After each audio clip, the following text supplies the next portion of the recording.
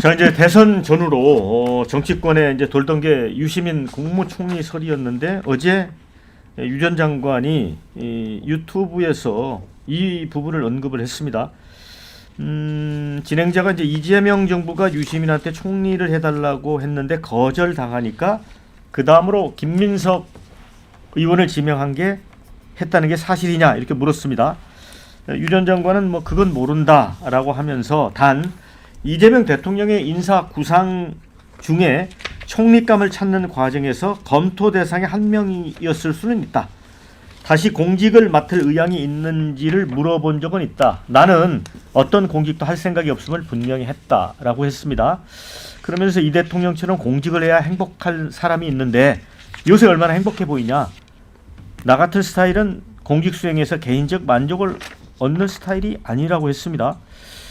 자, 이거 초대 총리가 될 뻔한가요? 신우기 대표? 어떻게 보세요? 글쎄요, 뭐 유시민 작가 이야기는 늘 하마평에 오를 정도로 사실은 민주진보 진영에서는 좀 영향력이 큰 스피커이기도 하고요. 또 과거에 노무현 정권 때는 보건복지부 장관까지 지냈고 또 국회의원도 했던 분이기 때문에 저는 뭐 하마평으로 올라오는 거는 자연스러운 흐름 아닌가 그런 생각이 들기는 하는데요. 뭐 공직이라는 것도 본인이 동의를 하고 의지가 있을 때 가능한 것이지 주변에서 아무리 그 자리 가라 그래도 본인이 싫으면 할 수 없는 거 아니겠습니까? 그래서 저는 유시민 작가가 방송에 나와서 저런 이야기를 한 것은 아마 본인의 그 영향력 때문에 자신의 말 한마디 한마디가 어떤 그 선거 국면에서 확대 재생산이 되고 또 여야의 그런 정치 공방의 소재로 쓰인 부분에 대한 안타까움으로 전 이해를 하고 있고 저는 뭐 정치 안 하겠다라고 하면 우리가 너무 불신으로 상대방을 바라볼 것은 아니라 물론 이제 그 말을 자꾸 은퇴했다가 철회하고 바꾸는 사람들 때문에 이게 또 의심을 같이 받는 경우도 덜어 있기는 한데 저 뭐 유시민 작가 정도는 이제 정치 안 하실 걸로 본인이 여러 차례 확인했기 때문에 저는 그냥 하나의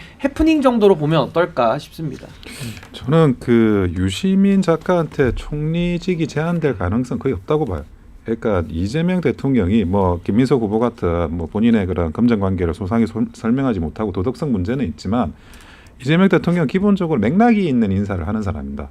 지금 이제 박선원 의원 같은 경우 김민석 후보한테 청문회에서 질문한 게 뭐냐면 경제 부분 어떻게 열심히 할 거냐고 이야기를 했어요. 그러니까 김민석 후보가 부동산이 중요하고 그 부동산과 관련해서 오세훈 시장의 토지거래 허가제 문제가 굉장히 악영향을 끼쳤다라는 식으로 발언을 했습니다. 이게 지금 서울시장의 전초전처럼 여당의 의원이 질문하고 거기에 오세훈 시장의 그런 토지거래 허가제를 굳이 끼워가지고 답변을 하는 거거든요.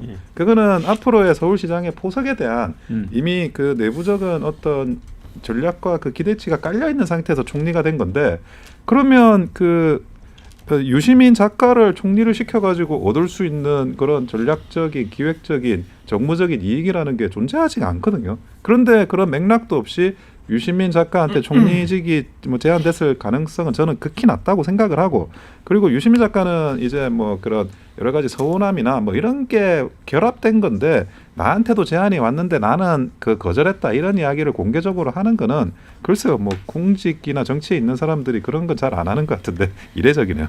배 부회장님 어떻게 보세요? 일단 뭐 공직 러브콜이 온 거는 팩트 같아요. 이건 뭐 거짓말할 인격은 아니니까. 근데 그 공직이 국무총리 자리였는지는 좀 명확하지 않다 이렇게 생각이 되고 핵심 포인트는 본인이 공직 제안을 거부했다라는 것 아니겠습니까? 그리고 앞으로도 계속 맞지 않겠다라는 것이고요. 거부 이유와 관련해서는 행복하지 않다고 생각한 거 아닙니까? 반면에 이재명 대통령 같은 경우는 공직에 대해서 얼마나 행복해하느냐. 그래서 공직을 통해서 보람을 느껴도 자기는 행복하지 않을 것 같다는데 그러면 왜 유시민 작가는 이런 결론에 도달했을까? 제가 볼 때는 정치를 오래 했잖아요.